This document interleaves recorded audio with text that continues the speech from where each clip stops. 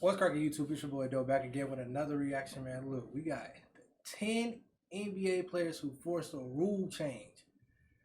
The only person I know that forced rule changes was Charles Barkley, and I think Michael Jordan with the hand check. So those is like maybe one. I got most definite one was Charles Barkley. Number two, I don't know if Michael Jordan did that, but besides that, man, we gonna learn. So let's get it cracking. The basic You know what I'm rules saying? of NBA basketball were always the same. There are 5 players on each team, a 10-foot hoop, and 94 feet of hardwood. The rest is significant. Bro, I don't know how y'all know. A lot of y'all niggas don't know realize how high 10 feet is, bro. 10 feet is crazy. Of the players is not the same, and the rules have evolved to make NBA basketball more attractive. Here are the 10 players who forced some of the biggest rule changes. They changed the rule to make the game faster. Shaquille O'Neal, Zone D, stronger backboards, Hack-a-Shaq.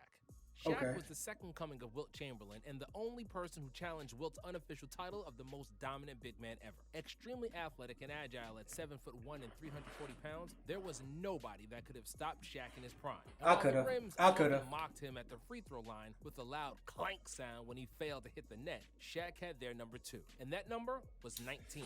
As in 19. Bro, no wonder why he missed so many free throws, bro. He shot like this, like he shot with his fingertips. You're supposed to let it go with the fingers, not the fingertips.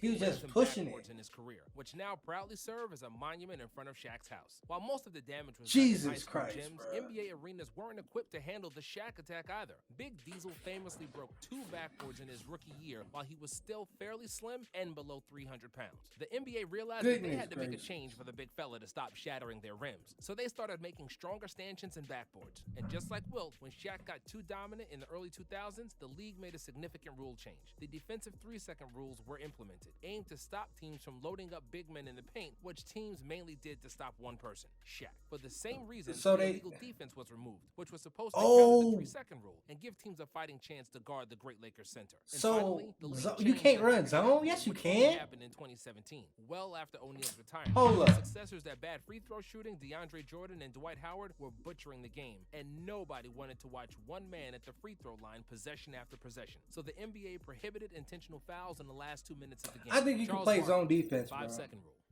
Kristaps Porzingis had a bad you can play zone defense. Regular season game in 2020, which prompted Sir Charles to call him soft on Inside the NBA, wondering why he doesn't play more in the post. And while Rick Carlisle and analytics disagree with Chuck, with all the evidence pointing in the low efficiency of the post up in today's game, it's easy to see why Barkley. Bro, Kristaps had a good game the other day. Rebound was one of the best post players in history, and he was looking real good to bully the opposing players. He would sometimes use up to 20 seconds on the shot clock posting up before he took a shot, and despite the effectiveness of the move, the league wasn't having it. With the omnipresent idea to make the game faster and more... Bro, that boy didn't do no move. That boy ain't do no move. Hold up. He ain't do no move. He tried to do the chop your feet. That shit was horrible. Appealing for fans, David Stern and the NBA instituted a new rule which prohibited Chuck to lean his posterior on poor defenders like he did. The so-called booty rule. The booty rule. To make a shot or pass within 5 seconds of having the ball below the free throw line. Reggie Miller. That shit's funny. Reggie Miller's career was largely predicated on bro, they still do this, bro. And his competitiveness, which was borderline dirty. This will never stop, bro. Niggas like Curry and them do this all day. Legal or illegal. And because he was the best three-point shooter in the league, opposing teammates had to close out on him at all costs. Reggie abused this by kicking out his legs after a shot, which drew countless fouls and earned him foul shots. Realizing that Reggie is kicking out his legs deliberately to bait the refs to call a foul, they put a stop to it by starting to call offensive fouls. That one don't count, bro. Free throw line, widening the paint 12 to 16 feet, offensive goaltending, inbounding over the backboard. Bruh, the nigga used to dunk the ball from the free throw line. And niggas don't want to give him credit for being one of the most athletic niggas ever. Instead of shooting free throws, this motherfucker dunked it. Y'all niggas is crazy, bruh. Y'all is crazy as hell. All-Star game in Cleveland.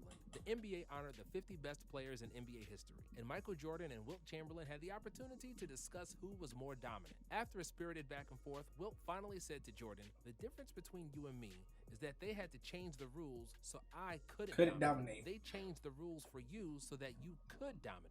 Jordan had no response to this because he knew the Big Dipper was right and that there were multiple rules designed precisely to stop Chamberlain. Yeah, that's facts. Chamberlain That's facts. threw free throws off the backboard to himself and was so powerful and athletically dominant that he could always catch his own misses and put them in the basket. It was an automatic 2 points every time he got fouled, and the league had to put a stop to it as he got fouled a lot. Since he also scored on every inbound this pass, nigga was a freak of nature, bro. Over the backboard, the league prohibited that's crazy. Like, we don't got like no crazy crazy footage of wilt. The NBA also like, we got his little widened the basic shit like to 16 to push Chamberlain further from the basket in an attempt to make this demigod look more mortal. Kevin Durant, the rip through.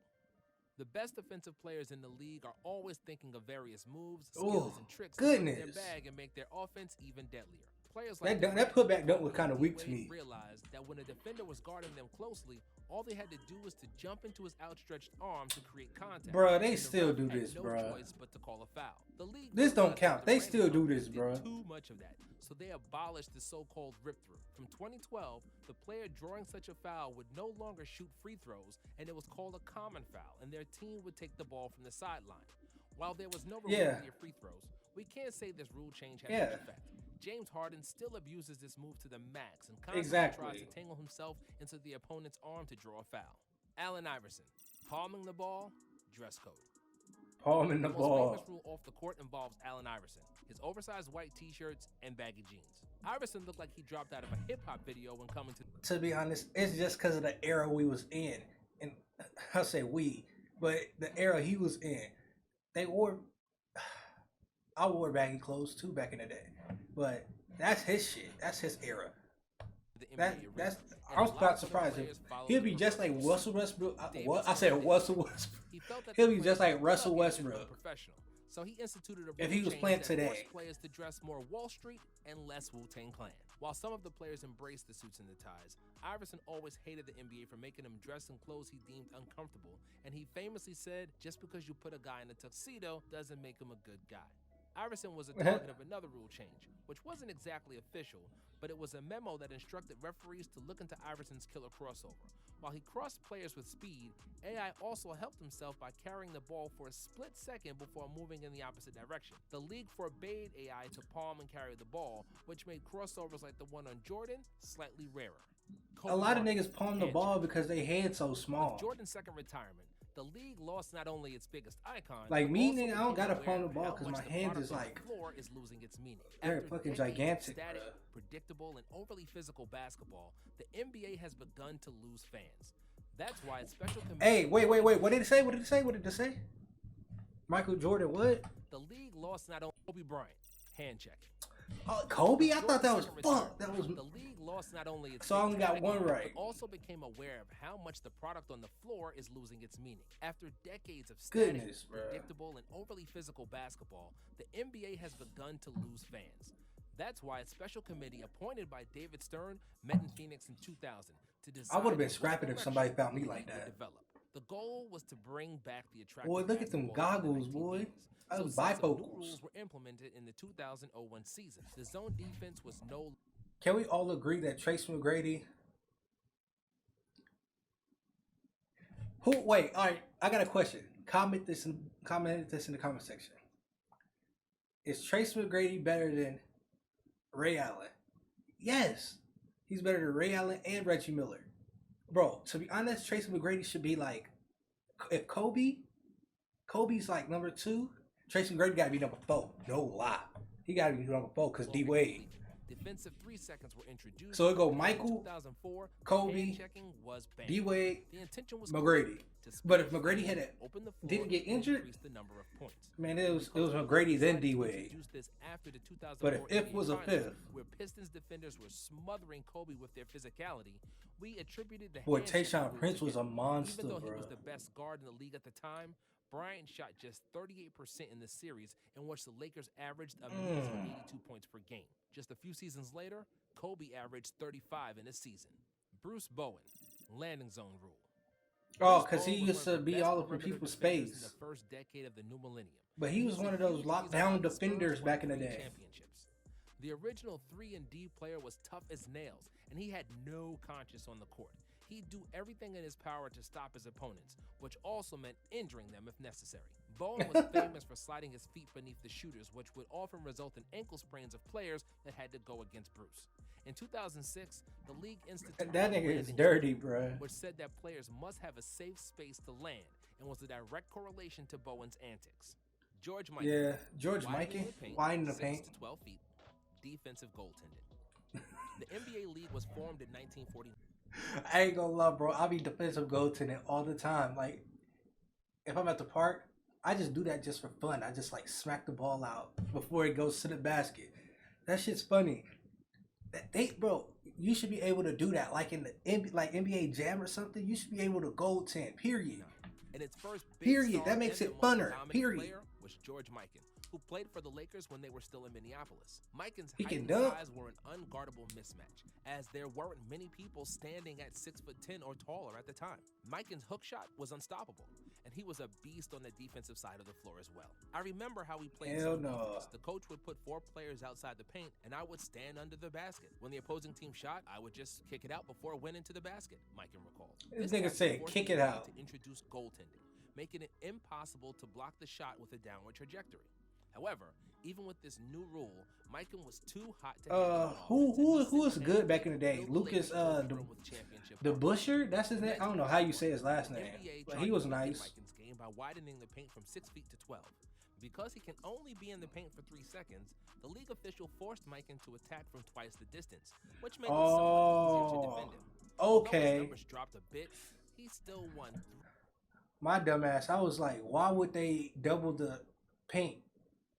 What's the purpose of that? But it's a 3-second violation, so he got to cover more space in those 3 seconds. So okay, For the Lakers. I'm not dumb. Michael Jordan. It just took me a couple Isolation. seconds. Before 1987, an NBA defender had 2 choices regarding the defense of the opposing player. According to defensive rules at the time, he could have either stuck to his man or double teamed. When Michael Jordan came to the league, he was so dominant one-on-one that the rest of his teammates often just stood at one side of the floor. Bro, James Harden does this. One time after time. Because the defenders were forced to James Harden do this. guard their man, Mike would have the entire side of the floor to himself against the Wow. defender who had to stop the most athletic player in league history one-on-one in the Nah, because I think, bro, James Harden does this, They'd bro. leave somebody wide Kyrie open, Irving so it does was this, like bro. feeding a mouse to a snake. And the league didn't like that the Bulls games were turning into one-on-one exhibitions opposed to. Is they saying the whole game can't be like that, or is it from saying? placing 3 or more players above the top of the key away from the ball, which stopped Jordan from scoring league-leading 37 points per game in '87 to a league-leading 35 points per game the next. That shit didn't do nothing. They really wrecked Michael's career with that one. That ain't do nothing. That didn't do nothing. That didn't do. Ooh. Is these the next 2 videos? These are the next 2 videos? But you know what I'm saying? Besides that, man, the video over with, man. We about to get up out of here. Hey, like, comment, subscribe. Comment videos I should watch next. Hit them links in the description. Follow the Twitch. And I'll catch y'all boys on the flip.